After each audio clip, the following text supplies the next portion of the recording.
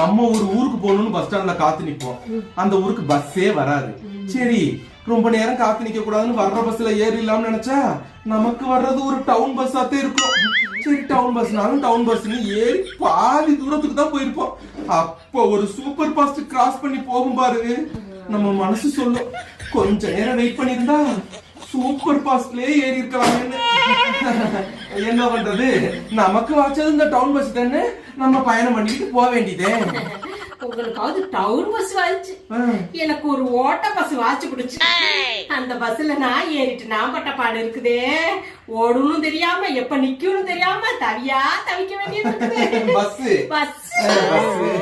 நான் அந்த ஓட்ட பஸ்ல ஏறதுக்கு அப்புறம் தான் என்னையும் கிராஸ் பஸ் ஏசி பஸ் போச்சு. நானும் நினைச்சேன் கொஞ்சம் காத்து தான் ஏசி பஸ்ல ஏறி இருக்கலாம். யாராருக்கு என்ன அமையணுமோ அதுதானே அமையும்.